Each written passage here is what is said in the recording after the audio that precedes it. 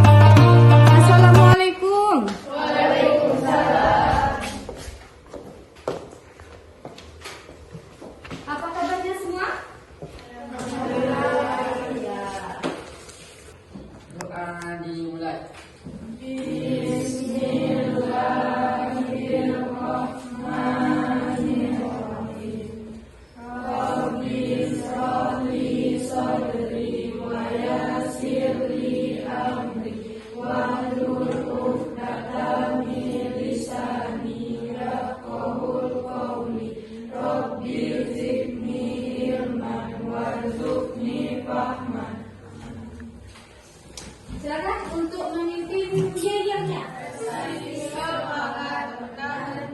Sukses tujuan kami, apa mulia kegiatan kami. Apa kabar anak-anak? Alhamdulillah semangat. Apakah kalian siap untuk belajar? Ya, kami siap. Seberapa siap? Sangat siap. Seberapa siap? 100% siap. Matul Aini. Hadir, Bu. Amelia Agnesa. Hadir.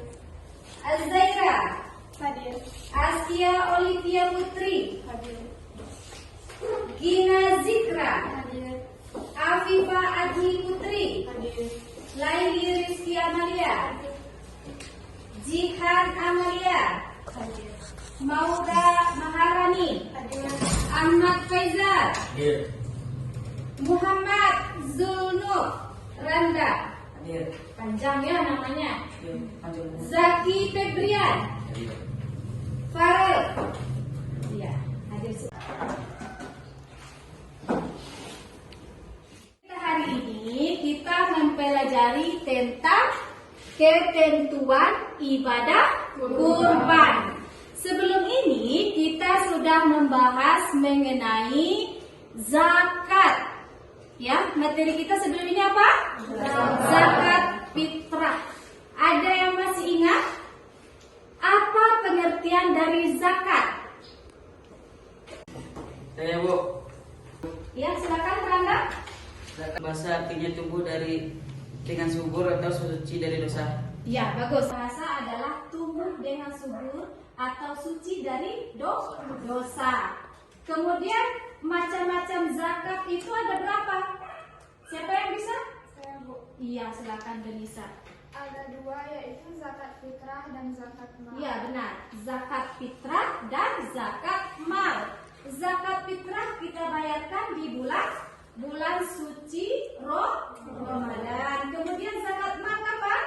Zakat mal ini kita bayarkan kapan saja kalau sudah sampai nisabnya, karena ini zakat harta. Kemudian kira-kira siapa orang-orang yang berhak menerima zakat? Ada yang bisa menjelaskan? Saya, Bu. Iya, silakan Gina. Fakir, miskin, amil, mualaf, hamba, atau budak, garin, sabilillah, ibnu sabil. Ya, untuk orang yang berhak menerima zakat ini ada 8 orang yang berhak menerima zakat. Tujuan pelajaran kita hari ini kita mempelajari tentang ketentuan ibadah kurban. Silakan dilihat. Nanti setelah kita menyimak PowerPoint ini adalah PowerPoint. Setelah kita menyimak materi yang ada di PowerPoint, menyimak penjelasan dari Ibu dan tanya jawab nanti di hasil diskusi, kalian diharapkan dapat menyebarkan nilai-nilai dari pelaksanaan pada kurban. Keempat, setelah kalian mempelajari ini, kalian dapat dan rela berkorban sebagai implementasi dari mempelajari kurban. Yang kelima, kalian dapat mengolah data ketentuan pelaksanaan ibadah kurban serta hikmahnya. Dan berikut nanti kalian dapat menyimpulkan ketentuan pelaksanaan ibadah kurban serta hikmahnya. Dan yang ketujuh, kalian dapat menulis hasil laporan mengenai hasil analisis ketentuan pelaksanaan kurban sesuai syariat Islam. Dan yang terakhir, nanti kalian dapat mempresentasikan ketentuan ibadah kurban. Ya, mempresentasikan nanti itu ada hasil diskusi, nanti kalian presentasikan ke depan. Ya, silakan diperhatikan untuk materi kita hari ini, ketentuan ibadah kurban. Silakan disimak. Kira-kira ini untuk gambar ibadah kurban ini binatang yang akan kita jadikan hewan kurban. Nah, silakan dilihat. Yang pertama itu ada gambar apa? Kambing. Ya, kambing. Kemudian sapi.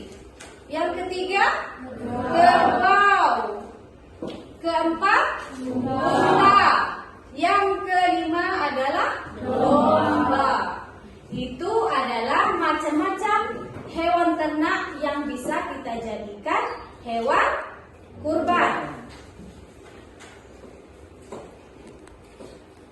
Untuk waktu penyembelihan hewan kurban ini berapa? 11, 12, 13 Zulhijjah. Nah, dalil kurban ini ada di surah Al-Kautsar ayat 2. Bisa kamu baca surah Al-Kautsar ayat 2.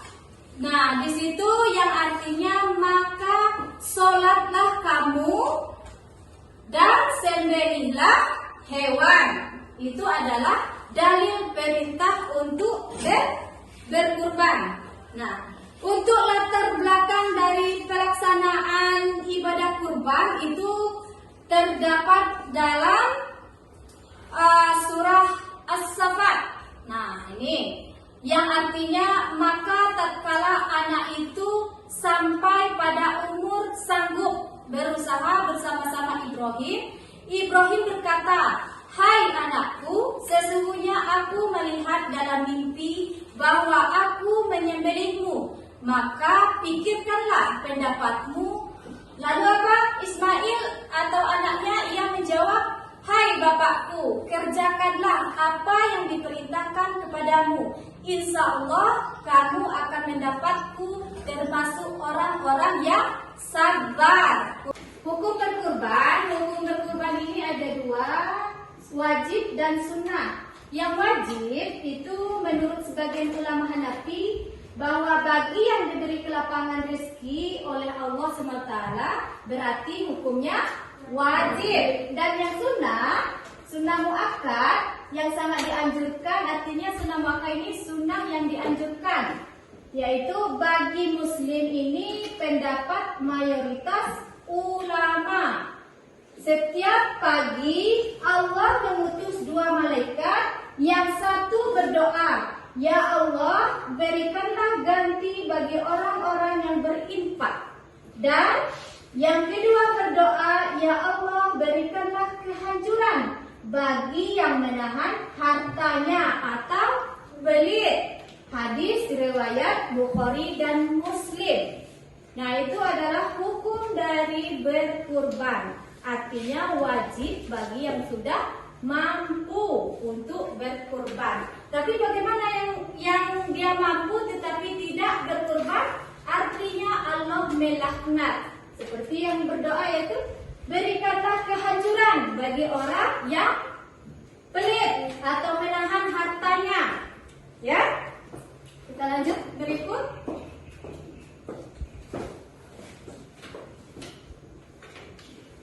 Nah, definisi lagi. Goyang-goyang juga. Nah, definisi dari kurban ini adalah kurban menurut bahasa berasal dari kata khoroba, yaqroba, kurbanan, yang artinya mendekat atau dekat. Orang yang berkurban artinya mendekatkan diri pada Allah Subhanahu Ta'ala. Itu arti menurut bahasa. Nah, itu ada juga udhiyah. Kira-kira udhiyah apa? Ada yang bisa memahami? Ini udhiyah ini adalah sebutan bagi hewan ternak yang disembelih pada hari raya Idul Adha dan hari raya Tasyrik. Ya, nah itu adalah udhiyah. Kita berkurban hari raya dan hari-hari tasyrik. Nah itu kita lanjut ke berikut. Susah juga ya kita ke belakang. Berkurban untuk keutamaan ini tatkala anak Adam melakukan suatu amalan pada hari Nar atau Idul Adha yang lebih dicintai oleh Allah Subhanahu wa taala melebihi mengalirkan darah kurban. Hadis riwayat Tirmizi. Itu adalah keutamaan dari kurban. Nah, syarat dari pembagian hewan kurban yang pertama itu orang yang berkurban harus mampu menyediakan hewan sembelihan dengan cara halal tanpa berhutang. Di sini ada kata halal tanpa berhutang. Yang kedua, kurban harus binatang ternak seperti tadi unta, kemudian sapi, kerbau, kambing, domba atau biri-biri tadi. Yang ketiga, binatang yang disembelih tidak memiliki cacat, tidak buta, tidak pincang, tidak sakit, dan kuping serta ekornya utuh. Kemudian kira-kira hikmah berkurban. Nah, di sini coba perhatikan hikmah berkurban. Yang pertama menghidupkan syiar agama dan sunnah. Yang kedua mengenang perjuangan Nabi Ibrahim alaihissalam dan keluarganya. Yang ketiga berbagi kebahagiaan di hari raya antara si miskin dengan si kaya. Kemudian yang terakhir mengingat kematian atau zikrul maut. Sebelum kita mulai nanti hasil untuk diskusi, ada yang ingin bertanya, boleh silakan. Saya Bu, Ya, Laili silakan. bagaimanakah ketentuan hewan yang kurbankan seperti domba? Ya, untuk pertanyaan ini akan Ibu jawab. Mungkin ada pertanyaan berikutnya, silakan. Saya Bu. Iya, silakan. Seandainya hewan kurban mati sebelum disembelih, apakah harus diganti? Iya, Pak. Ada lagi yang ingin bertanya, satu lagi boleh? Saya Bu, Ya, silakan Karen.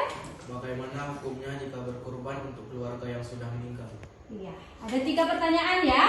Kita mulai dari pertanyaan lain nih mengenai untuk domba ya. Nah, kalau domba yang dikurbankan adalah sekurang-kurangnya berumur 1 tahun atau telah tanggal giginya. Itu ketentuan untuk domba. Nah, pertanyaan kedua mengenai yang disembelihnya itu mati ya? Ya, apa pertanyaannya? Hewan kurban mati sebelum disembelih. Iya, hewan kurbannya itu mati sebelum disembelih. Apakah harus diganti? Nah, ini untuk mengenai yang mati ini pada umumnya hewan yang akan dijadikan kurban sudah dibeli ya sebelum kita berkurban. Sebelum hari raya Idul Adha sudah disiapkan. Hewan tersebut biasanya dipelihara terlebih dahulu beberapa hari sebelum akhirnya disembelih pada hari raya Idul Adha. Namun terkadang sebagian dari hewan itu yang kita pelihara itu mungkin mati sebelum disembelih. Apakah solusinya? Nah, menurut Imam Syafi'i, jika seseorang membeli hewan kurban, baik itu dia wajib ataupun sunnah, kewajiban kemudian mati. Nah, sebelum disembelih, maka dia tidak perlu mengganti hewan kurban tersebut. Sesuai dalam kitab Al-Lum, beliau mengatakan apabila seseorang membeli hewan kurban, baik itu wajib atau bukan, kemudian mati. Nah, menghilang atau dicuri, mati, menghilang atau dicuri, maka dia tidak perlu menggantinya. Hal ini fatwa Ibnu Abbas ketika didatangi orang yang kehilangan kambing yang sudah diniatkan untuk dijadikan kurban. Kemudian Ibnu Abbas mengatakan bahwa hal tersebut tidak masalah sehingga tidak harus diganti. Fatwa tersebut disebutkan oleh Imam Al-Baihaqi dalam kitabnya Sunan Al-Baihaqi dalam Tamim bin Huwais. Dia berkata, saya membeli hewan kambing di Mina untuk dijadikan kurban, lalu kambing itu hilang. Kemudian saya bertanya kepada Ibnu Abbas, maka dia menjawab, hal tersebut tidak memudaratkanmu, artinya tidak boleh tidak diganti. Adapun menurut Imam Hanafi, tadi Imam Syafi'i ya, ini menurut Imam Hanafi, jika hewan kurban mati atau yang milik itu orang mampu, ini yang mati hewan kurbannya pemiliknya mampu, maka dia wajib mengganti hewan yang lain.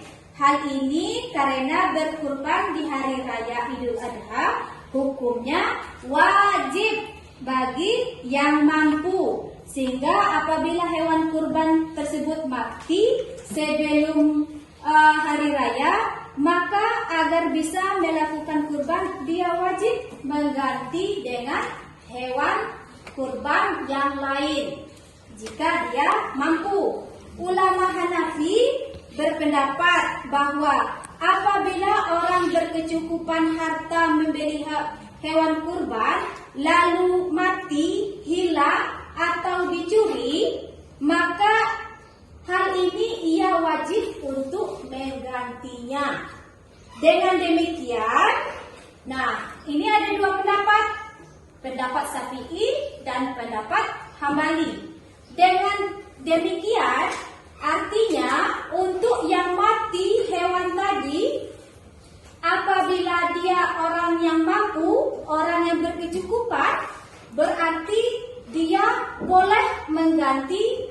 supaya dia berkurban juga di hari itu boleh mengganti dengan hewan kurban yang lain. Tetapi bila dia tidak mampu, dia hartanya cukup untuk membeli hewan kurban itu saja di hari kurban, tetapi hari itu sebelum hari H-nya berlangsung hewannya mati atau dicuri atau gimana, boleh dia tidak menggantinya. Ya, berarti dua versi, Syafi'i dan Hambali. Tergantung kita. Kita orang yang mampu, kita orang yang bisa membeli hewan kurban lagi, silakan beli. Tetapi kita tidak mampu lagi untuk membeli hewan kurban, boleh tidak dibeli karena niatnya sudah tersampaikan kalau kita mau berkurban, ya. Yaitu Fifa, paham ya? Nah, kita lanjut untuk yang ketiga, mengenai pertanyaan hukum jika berkurban untuk keluarga yang sudah meninggal, ya Pak. Nah, hukumnya Lembaga Fatwa Mesir mengatakan bahwa berkurban untuk seseorang yang sudah meninggal dibolehkan dilakukan. Bahkan hukumnya akan menjadi wajib, ya, wajib di sini apabila hal itu merupakan wasiat dari yang sudah meninggal. Ya, dia ada tadi katanya bagaimana hukumnya kita mengorbankan orang yang sudah meninggal. Di sini artinya boleh dan bahkan itu sangat dianjurkan, sangat wajib apabila yang meninggal tadi berwasiat, nanti kalau setelah aku meninggal tolong kurbankan aku, ya. Berarti itu dijadikan wajib, ya. Artinya boleh untuk mengorbankan orang yang sudah meninggal. Ya, sampai di sini sudah ya. Pertanyaan sudah yang ketiga sudah dijawab. Untuk berikutnya Ibu persilakan untuk membagi kelompoknya untuk berdiskusi mengenai ketentuan ibadah kurban. Ya, sudah dibagi kelompoknya. Nanti untuk cara-cara mengisi LKPD-nya, lembar kerja siswanya itu peserta didik ada di LKPD di sini ya. Silakan diperhatikan nanti.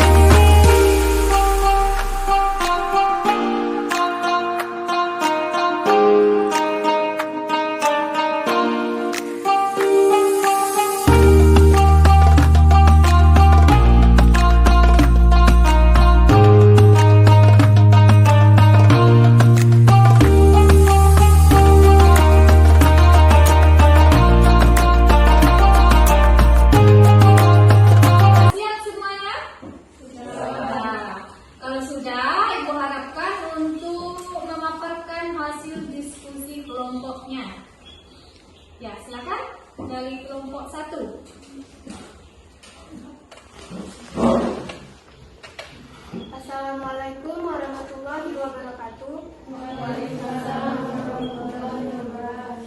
Baik, di sini kami dari kelompok 1 ingin memaparkan hasil diskusi kelompok kami mengenai ketentuan ibadah kurban. Kurban menurut bahasa berasal dari kata karuba, berarti dekat. Menurut syariat adalah hewan yang disembelih dengan niat beribadah untuk mendekatkan diri kepada Allah Subhanahu wa taala dengan syarat-syarat dan waktu tertentu. Sedangkan waktu yang ditetapkan untuk menyembelih kurban yaitu sejak selesai sholat Idul Adha sampai terbenam matahari tanggal 13 Dzulhijjah. Ketentuan pelaksanaan ibadah kurban di tempat tinggal kami di kelompok 1 ini rata-rata sama dan tidak ada perbedaan karena tempat tinggal kami juga tidak begitu jauh satu sama lain. Terima kasih. Silakan untuk kelompok lain menanggapi. Kami dari kelompok 2 ingin menambahkan pemaparan dari kelompok 1 tentang ketentuan dan waktu pelaksanaan ibadah kurban. Untuk waktu penyembelihan kurban adalah setelah sholat Idul Adha, yaitu tanggal 10 Dzulhijjah dan 3 hari tersebut, yaitu tanggal 11, 12, dan 13 Dzulhijjah.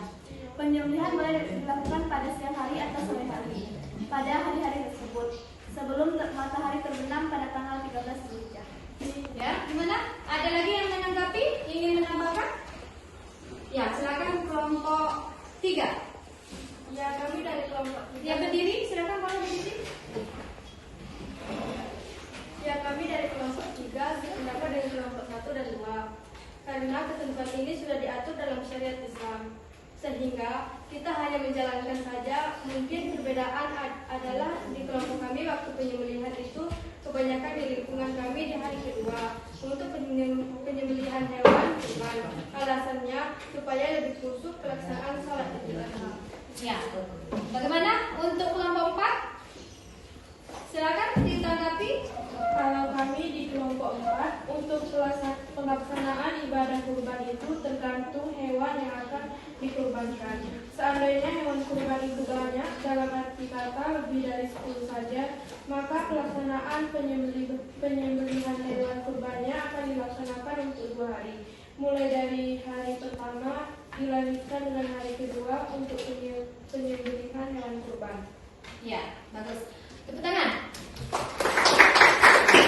Nah, sudah selesai pemaparan LKPD yang pertama.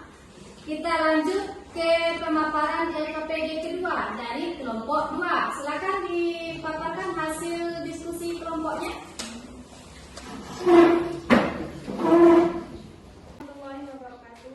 Waalaikumsalam warahmatullahi wabarakatuh. Kami dari kelompok 2 akan memaparkan hasil diskusi kelompok kami tentang esensi dari ibadah kurban. Hewan kurban merupakan simbol dari sifat binatang dalam diri manusia agar sendiri. Esensi ibadah kurban harus menjadikan atau menyuburkan jiwa ketakwaan, sekaligus meredam atau bahkan menyembelih nafsu keburukan. Menjaga kebersihan jiwa itu merupakan pendakian rohaniah yang tidak mudah. Lalu, bagaimana dengan kurban dengan uang? Kurban dengan uang ini bisa dipahami sebagai ibadah kurban dengan bersedekah uang seharga hewan ternak, dan bisa juga dipahami sebagai ibadah kurban dengan menitipkan uang seharga hewan ternak kepada lembaga, institusi, panitia kurban, atau takmir masjid yang melayani penitipan dan penyaluran kurban. Kalau yang dimaksud praktik kurban dengan uang ini adalah bersedekah uang seharga hewan ternak tanpa membeli dan menyembelih hewan kurban, maka ibadah kurban ini tidak sah. Dengan kata lain, orang yang berkurban dengan praktik seperti ini tidak mendapatkan pahala atau keutamaan ibadah kurban, sebagaimana yang dimaksud dalam syariat Islam. Meskipun demikian, orang yang bersangkutan hanya mendapatkan pahala atau keutamaan sedekah biasa. Terima kasih. Ya, kita mulai dari tanggapan kelompok 1. Silakan. Kelompok 1. Baiklah, menurut kelompok kami, ibadah kurban tidak semata-mata pengorbanan dari orang yang berkurban. Dengan kata lain, Ibadah kurban justru memberi keuntungan kepada orang yang bersangkutan. Secara bahasa, kurban diambil dari kata koroba yang terobu kurbana, yang artinya pendekatan atau mendekatkan diri kepada Allah Subhanahu wa Ta'ala. Ibadah kurban dengan begitu memberi makna bahwa segala perbuatan yang menyebabkan bertambah dekatnya seseorang dari perjalanannya menggapai ridha Allah Subhanahu wa Ta'ala. Dengan makna seperti itu, maka esensi atau nilai ibadah kurban bukan terletak pada besar kecilnya atau sedikit banyaknya hewan kurban, tetapi yang justru terpenting adalah bagaimana tingkat ketakwaan seseorang ketika melaksanakan ibadah kurban. Allah Subhanahu wa Ta'ala berfirman, daging-daging unta dan darahnya itu sekali-kali tidak dapat mencapai keridhaan Allah, tetapi ketakwaan dari kamulah yang mencapainya. Surat Al-Hajj ayat 37. Terima kasih. Ya, bagus. Kurang. Yang tanggapan kelompok 1, silakan Ibu minta tanggapan dari kelompok 3. Ya, LKPD yang kedua. Yang kedua siapa? Ya, silakan. Suaranya. Itu dalam ibadah kurban juga tersirat kesan-kesan rohani agar kita ikut aktif dan bertanggung jawab untuk menciptakan suasana persaudaraan. Ini disyaratkan Al-Quran melalui firman-nya. Maka makanlah sebagian daripadanya dan sebagian lagi untuk dimakan orang-orang sengsara dan fakir. Esensi yang terkandung dalam pesan kurban tersebut memberikan ketakwaan agar setiap pribadi memiliki empati sosial yang tinggi. Dengan berempati berarti kita merasakan penderitaan orang lain, sebagaimana Rasulullah SAW selalu bergetar hatinya setiap kali melihat penderitaan orang. Ya, tepuk tangan untuk kelompok 3. Nah, kita lanjut ke kelompok yang terakhir untuk menanggapi dari LKPD yang kedua tadi. Kelompok 4. Ibu minta silakan. Menurut kami dari kelompok 4, esensi dari ibadah kurban adalah sesungguhnya esensi dari ibadah kurban bukanlah terletak dari pada daging binatang yang disembelih, melainkan terpancarnya nilai berdasarkan motivasi yang melatarkan belakangnya mengapa seorang ini berkurban. Hal yang memperingati ingat adalah penggunaan binatang dalam kegiatan ini hanyalah sebatas lambang hal-hal negatif dunia. Lebih lanjut, lambang negatif dan sifat-sifat buruk binatang yang dimaksud adalah seperti rakus, kama, kemaruk, dan cenderung memiliki insting membunuh sesama binatang. Diharapkan dapat dipangkas melalui satu tali yang suci ini. Esensi dari kurban berikut, spirit yang perlu dikembangkan manusia adalah aktualisasi kedermawaan sosial dengan menyantuni, mengasihi, dan memberdayakan kaum lemah dan tidak berdaya. Ya, bagus. Tepuk tangan. Nah, sekarang kita lanjut LKPD yang ketiga. Kelompok 3 untuk memaparkan. Assalamualaikum warahmatullahi wabarakatuh. Waalaikumsalam warahmatullahi wabarakatuh. Menurut kami dari kelompok 3, syarat sah kurban atau ketentuan kurban yang benar. 1. Hewan kurban harus hewan ternak. Pertama, hewan kurban harus dari hewan ternak, yaitu unta, sapi, kambing, atau domba. 2. Usia harus sesuai syariat. Selanjutnya, syarat hewan kurban adalah usianya sudah mencapai umur minimal yang ditentukan syariat. Umur hewan ternak yang boleh dijadikan hewan kurban adalah seperti berikut ini. Unta minimal berumur 5 tahun dan telah masuk tahun ke-6. Sapi minimal berumur 2 tahun dan telah masuk tahun ke-3. Kambing jenis domba atau biri-biri berumur 1 tahun atau minimal berumur 6 bulan bagi yang sulit mendapatkan domba yang berumur 1 tahun.